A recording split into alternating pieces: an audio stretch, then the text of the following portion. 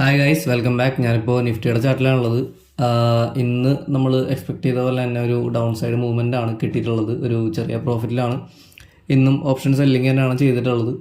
ഇന്നലത്തെ പോലെ തന്നെ ഒരു നെഗറ്റീവായിട്ടുള്ളൊരു മൂവ്മെൻ്റ് ആയിരുന്നു ഞാൻ മാർക്കറ്റിൽ നോക്കിക്കൊണ്ടിരുന്നത്. പക്ഷേ ഉദ്ദേശിച്ച അത്ര സ്ട്രോങ് ആയിട്ടുള്ളൊരു മൂവ്മെൻ്റ് അല്ല എങ്കിൽ പോലും ഞാൻ ഉദ്ദേശിച്ച പോലെ തന്നെ മാർക്കറ്റ് താഴത്തേക്ക് തന്നെയാണ് വന്നിട്ടുള്ളത്. കാരണം നമ്മൾ ഓൾറെഡി കുറേ തവണ എക്സ്പ്ലെയിൻ ചെയ്തിട്ടുള്ളതാണ്. പ്രീവിയസ് ആയിട്ടുള്ള ഒരു പ്രൊഫൈൽ നോക്കുകയാണെന്നുണ്ടെങ്കിൽ അതിൻ്റെ വാല്യൂ ഒരു ഹൈയിൽ നിന്ന് ഒരു റിജക്ഷൻ കിട്ടാനുള്ള സാധ്യതയുണ്ട്. ആ ഒരു സാധ്യതയുടെ പക്കത്ത് നമ്മൾ ഇൻട്രാഡേയിലേക്ക് കയറും. എന്നിട്ട് ഇൻട്രാഡേയിൽ നമുക്ക് വേണ്ട ആവശ്യമുള്ള ഒരു ട്രേഡ് സെറ്റപ്പ് കാര്യങ്ങളൊക്കെ ഫോം ചെയ്യുകയാണെന്നുണ്ടെങ്കിൽ, അല്ലാന്നുണ്ടെങ്കിൽ ഒരു ബിഹേവിയർ കാണുകയാണെന്നുണ്ടെങ്കിൽ നമ്മൾ ഒരു ഡൗൺ സൈഡ് മൂവ്മെൻറ്റിലേക്ക് ഒരു ട്രേഡ് കാര്യങ്ങളൊക്കെ എടുക്കുകയാണ് പൊതുവെ ചെയ്യുന്നത്. ഇന്നിപ്പോൾ മാർക്കറ്റ് നോക്കുകയാണെന്നുണ്ടെങ്കിൽ ഞാൻ ഈ പ്രൊഫൈലൊന്ന് ഹൈഡ് ചെയ്യാം. ഇവിടെ ഇപ്പോൾ മാർക്കറ്റ് നോക്കുകയാണെന്നുണ്ടെങ്കിൽ പ്രീവിയസ് ഡേ ക്രിയേറ്റ് ചെയ്ത ഒരു സെയിം റേഞ്ചിൻ്റെ ഉള്ളിൽ തന്നെ മാർക്കറ്റ് വന്നു. എന്നിട്ട് മുകളിലേക്കൊന്ന് പുഷ് ചെയ്യാൻ നോക്കി. വലിയ കാര്യമായിട്ടുള്ള സ്ട്രെങ്ത്ത് ഇവിടെ കിട്ടുന്നുണ്ടായിരുന്നില്ല. നമ്മൾ ഓർഡർ ഫ്ലോ കാര്യങ്ങളൊക്കെ നോക്കുമ്പോൾ വലിയ കാര്യമായിട്ടുള്ളൊരു മൂവ്മെൻറ്റ് ഇവിടെ കാണുന്നുണ്ടായിരുന്നില്ല. അതിനുശേഷം മാർക്കറ്റ് പതിയെ ഒന്ന് താഴത്തേക്ക് തിരിയുന്നുണ്ടായിരുന്നു. പിന്നെ അതുപോലെ തന്നെ നമ്മൾ ജസ്റ്റ് ഈ ഒരു പ്രൊഫൈൽ ഒന്ന് സ്പ്ലിറ്റൊക്കെ ചെയ്ത് നോക്കുകയാണെന്നുണ്ടെങ്കിൽ നമുക്ക് ആ ഒരു മൂവ്മെൻറ്റ് ക്ലിയർ ആയിട്ട് കാണാൻ പറ്റും. ഇവിടെ നിങ്ങൾ നോക്കുകയാണെന്നുണ്ടെങ്കിൽ മാർക്കറ്റ് ഇവിടെ എ പീരീഡിൽ റേഞ്ച് എക്സ്റ്റെൻഡ് ചെയ്യുന്നുണ്ട്. ബി പീരീഡ്, സി പീരീഡിൽ പതിയൊന്ന് സ്റ്റോപ്പ് ആകുന്നുണ്ട്. ഇവിടെയൊക്കെയാണ് നമ്മൾ ആ ഒരു ആക്റ്റീവായിട്ടുള്ള ഒരു ട്രേഡ് കാണാത്ത ഒരു ഏരിയ ഇതൊക്കെയാണ്.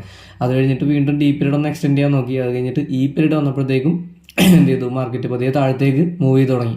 ഈ ഒരു സമയത്താണ് നമ്മൾ ട്രേഡ് കാര്യങ്ങളൊക്കെ എക്സിക്യൂട്ട് ചെയ്തത്. കറക്റ്റ് ഈ ഒരു സമയത്തല്ല, അതിൻ്റെ ആ ഒരു മൂവ്മെൻറ്റ് കാര്യങ്ങളൊക്കെ നമ്മൾ അനലൈസ് ചെയ്തിട്ടാണ് ഈ ഒരു ഡൗൺ സൈഡ് മൂവ്മെൻറ്റ് പ്രഡിക്റ്റ് ചെയ്ത് നമ്മൾ ആ ഒരു ട്രേഡ് സെറ്റപ്പ് കാര്യങ്ങളൊക്കെ ചെയ്യുന്നത്. എന്നിട്ട് ഏകദേശം ഒരു മണിയോടെ ഞാൻ എൻ്റെ ട്രേഡ് കാര്യങ്ങളൊക്കെ ക്ലോസ് ചെയ്തു. അതായത് ഇവിടെ ഞാൻ ഉപയോഗിച്ച ഒരു ട്രേഡ് സെറ്റപ്പ് എന്ന് പറയുന്നത് പ്രീവിയസ് ഡേ ക്രിയേറ്റ് ചെയ്ത ഒരു പ്രൊഫൈലിനെ നമ്മൾ ഹയർ ടൈം ഫ്രെയിമിൽ എങ്ങനെയാണോ മാർക്ക് ചെയ്യുന്നത് അതുപോലെ തന്നെ മാർക്ക് ചെയ്തിട്ട് ഒരു ബൈ ലോ സെൽ ഹൈ സ്ട്രാറ്റജിയാണ്. അപ്പോൾ ഇവിടെ നമ്മൾ ഇൻട്രാഡേ ബേസിൽ നോക്കുമ്പോൾ നമുക്ക് ഇതാണ് ഹയസ്റ്റ് പോയിന്റ്, അതുപോലെ തന്നെ ഒരു ലോ ആയിട്ട് നമ്മൾ കാണുന്നത് ഇതാണ് ലോവസ്റ്റ് പോയിന്റ്.